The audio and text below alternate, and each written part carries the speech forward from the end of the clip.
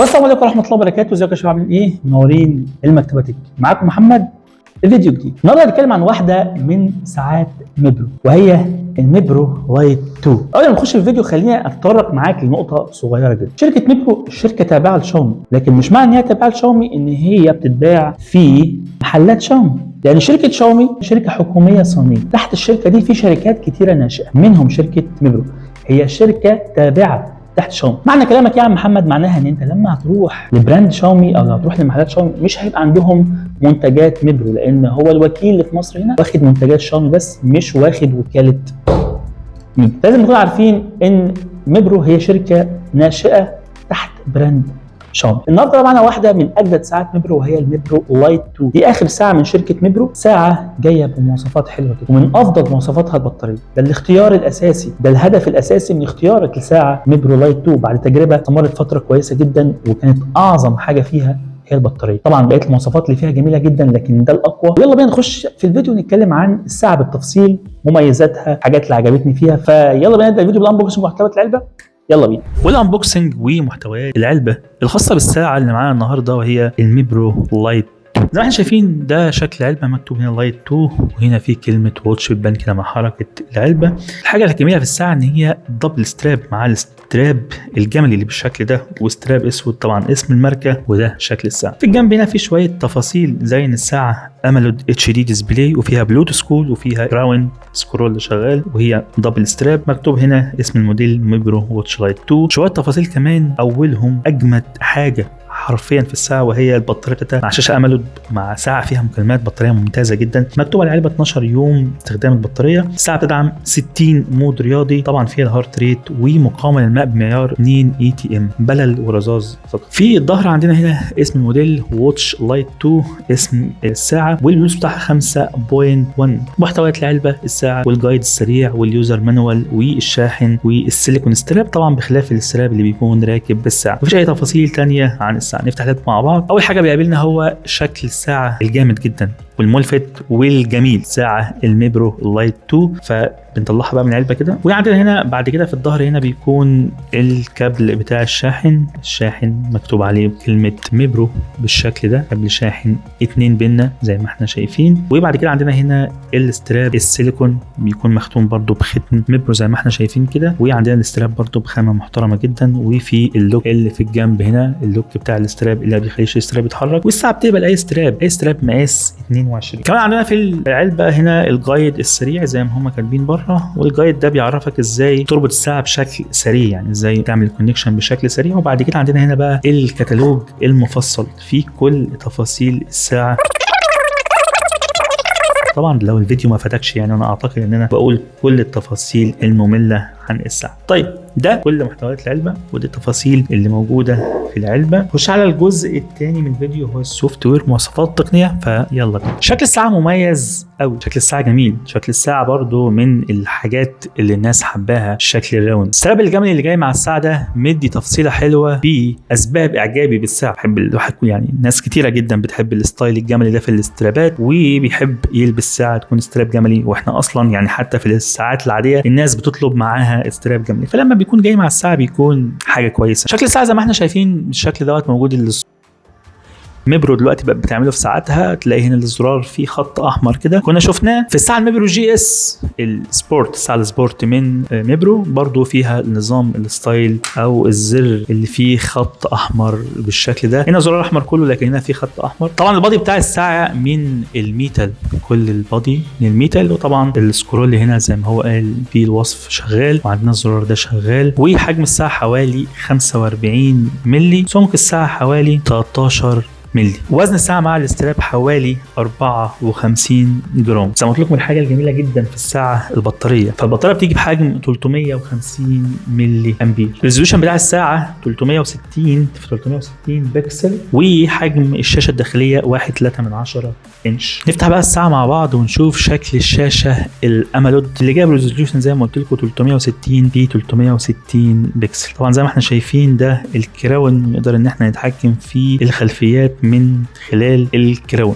زي ما احنا شايفين برضو ظهر لنا هنا لمبه الاشعارات. طبعا انا كنت بستخدم الساعه، فلما نطلع لفوق بالشكل ده بتظهر الاشعارات. ده شكل الساعه زي ما احنا شايفين كده، وادي الساعه لما بنشغل. طيب نتكلم بقى عن الديتيلز والتفاصيل بتاعه استخدامنا للساعه. عندنا طبعا بان هو شكل الاولوز اون ديسبلاي، طبعا انا كنت مفعله ومشغله على الساعه، وفي شويه تحكمات في الاولوز اون ديسبلاي زي الجي اس. لما نقلب الساعه بالشكل ده كده تقدر تتحكم عايز الساعه تنور ولا الشاشة، وده هنشوفه دلوقتي. طيب لما بنسوايب من فوق لتحت كده بنخش على الشورت منيو اللي فيه اول حاجه اوبشن طرد الميه. وانا ما انصحكش تعرض الساعه بشكل كبير للميه، لو مطر رذاذ طرطشه وقوع ميه حاجه بسيطه ماشي، لكن اكتر من كده ما انصحكش. بعد كده عندنا هنا التحكم في البرايتنس من هنا او الاضاءه. هنا لو عايزين نعمل لوك للشاشه ما نقدرش نعمل اي حاجه، لازم نضغط لمده 3 ثواني بالشكل ده عشان نفتح الشاشه مره ثانيه. بعد كده عندنا هنا الكيو ار بتاع البرنامج. بعد كده عندنا هنا السيتنج، الحاجات التفصيليه اللي فيها هنتكلم عنها دلوقتي. واخر حاجه هنا اوبشن وضع عدم الازعاج او النوم، بتفتحه من هنا عشان في الوقت اللي انت فاتح فيه الاوبشن ده ما يجيلكش اشعارات، الساعه ما تضربش، ما تنورش لما تعمل الويك. لما نسوايب من الشمال اليمين كده او من اليمين للشمال بنخش على شاشات الجانبيه. الشاشات الجانبيه موجود اول حاجه فيها الحاله اليوميه بتاعتك، مشيت كام خطوه، حرقت كام سعر حراري، والوقت اللي انت مشيته. وبعد كده عندنا الهارت ريت او نبض القلب اللي احنا بنقيسه دلوقتي ونقارنه مع الاكسوميتر. بعد كده عندنا تزامن الطقس النهارده ولمده 3 ايام جايين. وبعد كده عندنا هنا قياس النوم، نمنا كام ساعه نوم عميق، كام ساعه نوم خفيف، وهكذا. بعد كده عندنا التحكم في الساوند اللي شغال بشكل كويس جدا، وتفاصيل حلوه جدا هنتكلم دلوقتي فيها مع بعض لما نخش على القائمه. بعد كده عندنا بقى الرجوع للقائمه الرئيسيه مره ثانيه. لما نطلع لفوق كده بالشكل ده بنخش على الاشعارات اللي برضو بتيجي بشكل كويس جدا زيها زي الساعه الميبرو جي اس، لكن الملاحظه اللي مش قد كده ان الخط فيها مختلف. حجم الخط في الجي اس كان اكبر بكتير، طبعا دي الفروقات اللي ما بينهم. حجم الخط هنا اكبر واوضح من حجم الخط هنا زي ما احنا شايفين كده. الخط في الميبرو لايت اصغر شويه، طبعا ده عشان حجم الشاشه اصغر شويه، لكن الاشعارات بتيجي بشكل كويس جدا. كل تطبيق متجمع لوحده، الواتساب واشعاراته متجمعه لوحدها، مثلا الجيميل متجمع لوحده، تقدر تخش تشوف الاشعار بشكل منفصل. ودايركت مجرد ما دخلنا على الاشعار على طول بيروح ممسوح. طبعا طول ما اللمبه هنا دي منوره تعرف ان في اشعارات انت لسه ما قريتهاش. زي ما قلت لكم هنا السكرول اللي شغال بشكل كويس، تقدر تغير ما بين حوالي خلفيات موجودين على الساعه، تقدر تنزل خلفيه خاصه بيك. وعندنا الزرار اللي الثاني ده بيدخلنا على المود الرياضي، ونقدر نتحكم في الاوبشنز اللي احنا محتاجينه من الزرار ده. الحاجات الحلوه جدا في الساعه هو السكرول، لما نضغط عليه ضغطه بيدينا اوبشن ان احنا نقفل الساعه او مكالمه الطوارئ، اتصل بيه مكالمه الطوارئ مباشره. ازاي نخش على القائمه؟ من خلال ضغطه بسيطه على سكرول بنخش على القائمه بالشكل ده. وفاكرين شكل الانيميشن اللي كان في الجي اس برضه موجود هنا، نقدر نغير شكل القائمه لمجموعه من الاشكال المختلفه. تقدر تغير ما بين 3 اشكال القائمه من خلال ضغطتين على السكرول بالشكل ده. طبعا الانيميشن وسرعه التاتش ده حاجه خلاص، احنا بنتكلم دلوقتي في فئه عاليه من الساعات الاصليه في الفئه الاقتصاديه، فبتديك برضه امكانيات حلوه وامكانيات وساعه بتكون مرضيه. نجيب بقى شكل القائمه ده عشان نعرف اللي موجود في الساعه بالتفصيل. وعندنا اول حاجه السيتنج، وعندنا اول حاجه في السيتنج هو شاشه العرض، الشاشه بتاعه الساعه والاوبشنز اللي فيها. اول حاجه هو الساعه تفصل بعد قد ايه، عندك من اول 5 ثواني لحد 30 ثانيه، بتختار الوقت المناسب ليك. عندك بعد كده هنا السطوع بتاع الشاشه والتحكم فيه. وعندنا اخر حاجه نمط وشكل الاولوز اون ديسبلاي، طبعا بتفتحه مبدئيا وتقفله من هنا. وبعد كده عندك اختيار الانماط المختلفه في شاشه الاولوز اون ديسبلاي. عندك 4 اشكال لنمط الاولوز اون ديسبلاي، بتختار اللي انت عايزه. وعندك بقى التحكم فيه، عندك انت هنا لما الساعه تتقفل وترجع تفتحها محتاج ايه اللي يتفتح. فانا مثلا انا حددت اوبشن ان هي تفتح على الساعه، مش عايزه تفتح على الاولوز اون ديسبلاي. لكن لما تفتح الاوبشن ده لما الساعه تقفل بالشكل ترجع تفتحها، بتفتح على الاولوز اون ديسبلاي بس. لكن وعشان تخش انت محتاج تخش عن طريق الضغط على السكرول. انت بتتحكم في الاوبشن من هنا. وبعد كده عندك حاجه ثانيه هنا تعطيل اثناء النوم. لما بتكون نايم الساعه ما تفتحش اولوز اون ديسبلاي، بتفتح الاوبشن ده من هنا. فلما تكون انت في وضع نوم الساعه بتضلم، لكن لما تقفل كده وانت نايم الساعه تفضل منوره في اولوز اون ديسبلاي. لكن بصراحه ما تقلقش مع بطاريه الساعه دي والسوفت بتاعها، لو انت نايم والاولوز اون ديسبلاي شغال مفيش اي مشكله. لكن لو انت عايز توفر الطاقه بشكل اكبر افتح الاوبشن ده. بعد كده عندنا شكل القوائم اللي شفناها من شويه. بعد كده عندنا هنا قوه الاهتزاز والفايبريشن بتاع الساعه قوي جدا، وهتحس بيه حتى لو انت في سابع نومه وانت مشغله. فلما تبقى عامل بتحتاج تتحكم في قوه الفايبريشن من المكان ده. هنا بتحدد وضع عدم الازعاج، ما يجيلكش اشعارات، الساعه ما تنورش، الويك اب ما يفتحش. هنا زي ما قلت لك تقدر تتحكم في الزرار الجانبي، تقدر انت تحدد كذا اوبشن. اول حاجه تعمل بحث عن الموبايل، في منبه، الاكسجين في الدم، التنفس، الاله حاسبه، التقويم المؤقت، ضربات القلب، التحكم في الساوند، المكالمات، الضغط، النوم. كل الحاجات اللي موجوده على الساعه تقدر ان انت تجيبها من خلال الضغط على الزرار ده. فممكن انا مثلا احتاج تحكم في الساوند، لما اضغط على الزرار ده بالشكل ده بيدخلنا في التحكم في الساوند، فبتتحكم بقى انت محتاج تعمل ايه بالظبط. بعد كده عندنا هنا الكيو ار بتاع البرنامج. بعد كده عندنا التحكم في لغه الساعه، تقدر تخليها تتابع الموبايل تلقائي. بعد كده عندنا معدل ضربات القلب، الحاجه المهمه في اي حد بيشتري ساعه اصليه ان هو يتاكد الساعه بتقيس كويس ولا لا، صح؟ طيب فنعمل اختبار لقياس نبض القلب كده. قياس النبض قبل المجهود في الوضع الطبيعي. هنا الاكسوميتر مدينا 70 68 والساعه لسه بتقيس الوقت اهيت. ودلوقتي القياس بالملي الاثنين مع بعض 69 69. هتلاقوا بقى ايه، ده يرفع ده يرفع. طبعا القياس بيكون في الصابع اسرع وفي الايد ابطا شويه. هنا 71 او 71. القياس متطابق بالملي وبيرفع مع بعضه بالملي. فنروح للقياس بعد المجهود. بالنسبه للقياس بعد المجهود عندنا هو الاكسوميتر جايب 128 130، الساعه برده 129 عملت فايبريشن اهي، وخلاص بتبدا تظبط بقى مع الاكسوميتر 129 128 127 129. طبعا كالعاده الساعات الاصليه ديت يعتمد عليها بشكل كبير في القياسات. طبعا احنا مجرد ما بنقلع الساعه مره ثانيه ونيجي نشوف نبض القلب هتلاقيه ما بيرضاش يدي اي قياسات، اللمبه فصلت والرقم زيرو. بعد نبض القلب عندنا الالعاب الرياضيه المختلفه اللي نقدر نلعبها واحنا لابسين الساعه، مجموعه كبيره من الالعاب. الساعه بتدعم 60 مود رياضي. بعد كده هنا سجل الحركه، لو انت عملت نشاط رياضي بتقدر تسجله في المكان ده. بعد كده عندنا هنا الاكسجين في الدم، طبعا بيقيس بشكل كويس برضه وليه سنسور مختلف، هو السنسور الاحمر بعيدا عن السنسور بتاع نبض القلب. بعد كده عندنا هنا قياس معدل النوم. بعد كده هنا قياس الاجهاد الاسترس. بعد كده هنا اوبشن البحث عن الموبايل، الموبايل بيضرب كده وما يسكتش غير لما تقفل الاوبشن نفسه. بعد كده عندنا الويزر اللي اتكلمنا عنها. بعد كده عندنا اوبشن المكالمات بقى والاتصال بتاع المكالمات، الاوبشن لذيذ جدا. طبعا الساعه جايه بورده ثنائيه النواه، محتاج انك تربطها كونكشن وتربطها سوفت، هي على طول لو جالك مكالمه بتقوم رايحه دايركت مربوطه بالمكالمات وتديك اوبشن المكالمه. هنشوف ده دلوقتي عمليا في الاوبشن الخاص في الجزء الخاص بالكونكشن وربط الساعه بالموبايل. تقدر طبعا تسجل هنا ارقام، تقدر ان انت تتصل مباشره. طبعا الساعه بتدعم اظهار جماعي متصل، تقدر انت لو انت حافظ رقم تتصل انت بيه على طول بشكل مباشر وتعمل المكالمه، تضرب على طول في الموبايل والموبايل يتصل مباشره. بعد كده عندنا هنا الستوب واتش. بعد كده عندنا هنا المؤقت لو عايزين نعمل مؤقت. بعد كده عندنا التحكم في الساوند اللي شغال برضو بشكل كويس جدا. بعد كده عندنا المنبه، لو عايزين نضيف اوقات منبه الساعه تضرب فيها، نقدر نعمل الاوبشن ده كله من على الساعه، مش محتاجين خالص الموبايل، وممكن نعمله مع الموبايل برضو. بعد كده عندنا هنا آلة حاسبة. بعد كده عندنا هنا التقويم. بعد كده عندنا هنا الاوبشن الخاص بمساعد المرأة. طبعا الحاجات دي بتظبطها على البرنامج والداتا بتاعتها بتتنقل على الموبايل. كده خلصنا كل السوفت وير والمواصفات التقنيه الخاصه بالساعه. دلوقتي هنتكلم عن الكونكشن وربط الساعه بالموبايل. مبدئيا الساعه بتشتغل على برنامج ميبروفيت، وانا معاك ومقدر جدا ان الميبروفيت في اول مره تيجي تشتغل على الموبايل بيهبلك شويه كلاكيع كده، هتلاقي الدنيا مش سهله، بس الموضوع بسيط جدا.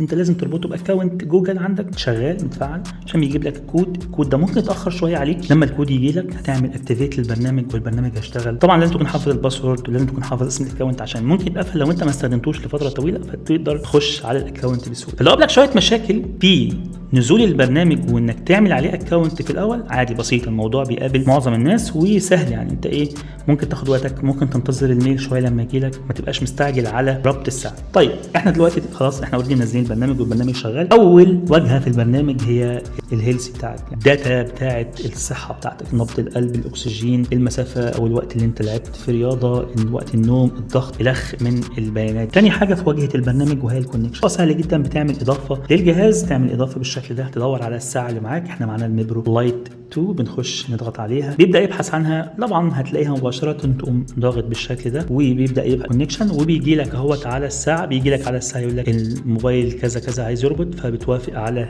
الكونكشن وتمام.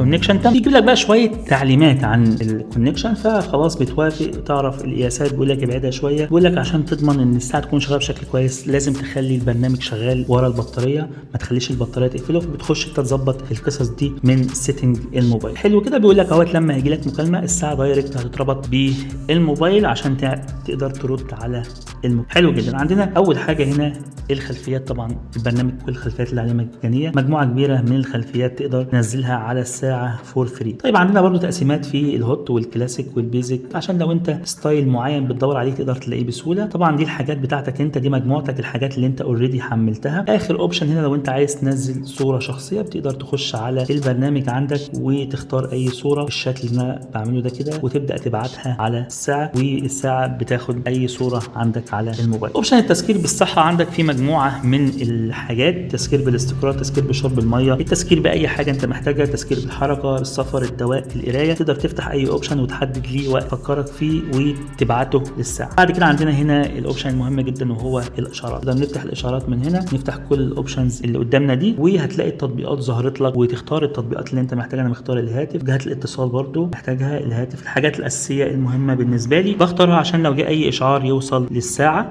والبرنامج بيدعم اظهار جميع الاشعارات. كل البرامج اللي على الموبايل هتلاقيها ظاهره عندك في البرنامج، وتقدر ان انت تتحكم في الحاجات المهمه اللي انت عايزها تجيلك اشعارات ليها، والحاجات اللي مش عايزها تقدر ان انت تقفلها زي ما هي مقفوله بالشكل ده عشان ما تعملكش ازعاج. لو فتحت كل الحاجات دي الموضوع هيبقى مزعج جدا جدا بالنسبه لك. بعد كده عندنا هنا اوبشن دفع الطقس، انت بتتحكم فيه من هنا. بعد كده عندنا هنا اوبشن الاتصالات المتكرره، انت بتقدر تضيف على الساعه 8 اسماء دول انت بتكلمهم من على الساعه، تقدر تتصل اسماء بتبقى جاهزه على الساعه تتصل بيهم، فبتختار اهم 8 اسماء عندك انهم على الساعه. طيب عشان برضه اللخبطه هقولها دلوقتي وهقولها بعدين، الساعه بتدعم اظهار جميع الاسماء المتصله سواء انت حاططهم على الساعه او مش حاططهم، عشان نبقى متفقين في القصه دي. فالناس اللي انت تحطهم على البرنامج عشان يتنقلوا على الساعه ما هم الا الارقام المهمه بالنسبه لك. انت كمان اول رقم بتحطه يبقى هو ده رقم الطوارئ، فانا مثلا لو حطيت رقم المكتبه بالشكل ده والاضافه الى جهات الاتصال فدلوقتي بقى لما هنجرب نعمل مكالمه الطوارئ بالشكل ده كده، ضغطه طويله على زرار الباور لمدة 5 ثواني اعتقد اهو، هتلاقي مكالمة الطوارئ بتتم مباشرة.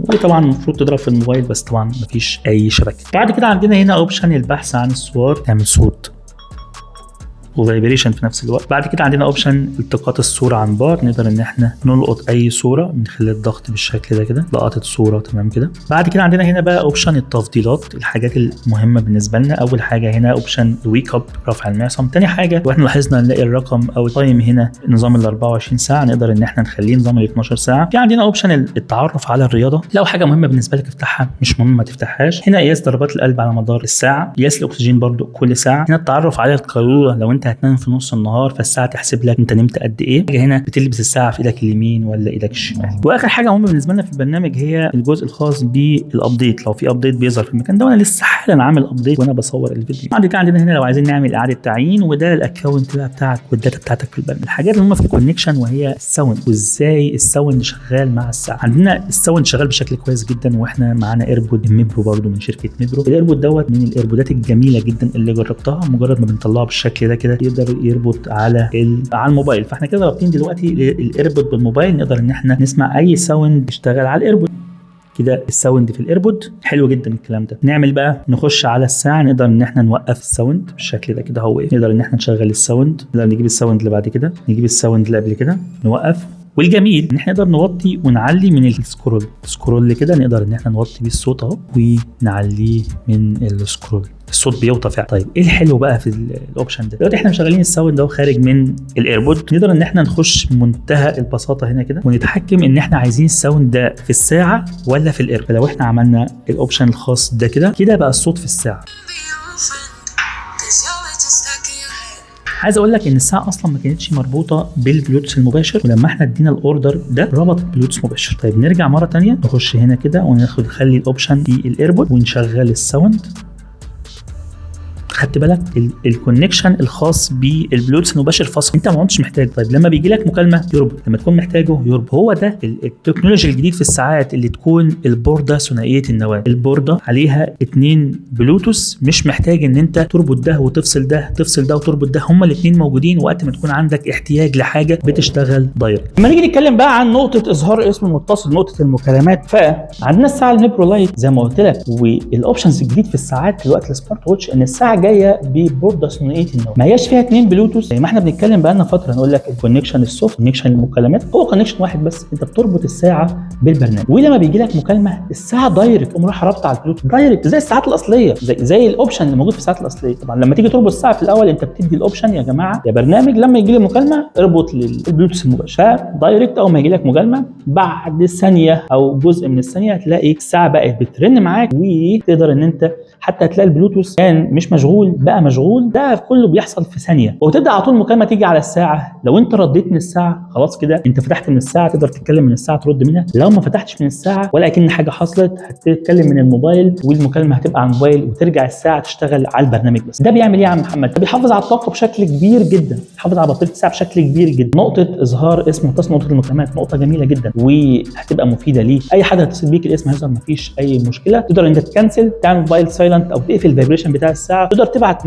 مسجات مسجله على الساعه بشكل مسبق زي ما احنا شايفين في الفيديو. بكده نكون وصلنا لاخر الفيديو، وزي ما احنا شفنا وزي ما قلت لكم في الفيديو، ساعه من الساعات المميزه قوي قوي قوي في الساعات الاصليه الفئه الاقتصاديه، وبتتميز باوبشن قوي جدا وهو البطاريه. كمان الشاشه اموليد بتدعم اظهار اسم متصل بشكل كبير، قياساتها محترمه، البرنامج بتاعها برنامج مستقر جدا، العربي فيها شغال بشكل كويس، والكشن من المميزات الحلوه جدا اللي هتقابلها. الديفول اللي عندي في الساعه، الحاجه اللي ما عجبتنيش في الساعه ان هي اضاءتها تحت اشعه الشمس مش احسن حاجه. تحت اشعه الشمس هتلاقي الاضاءه بتاعتها ضعيفه شويه، طبعا بجانب المميزات الكتيره جدا اللي فيها. دي نقطه ممكن نتعامل معاها. ان شاء الله نكون خلصنا الريفيو الخاص بالساعه الميبرو لايت 2. انا ما كنتش طولت عليكم، اتمنى يكون الريفيو وضح لك كل حاجه محتاج تعرفها عن الساعه في النهايه. ما تنساش تعمل سبسكرايب للقناه، ولو الفيديو عجبك ادينا اللايك الجميل، فعل زر الجرس عشان يوصلك كل جديد في عالم السمارت ووتش بشكل خاص، اكسسوارات الموبايل بشكل عام. كان معاكم محمد، في امان الله، والسلام عليكم ورحمه الله وبركاته.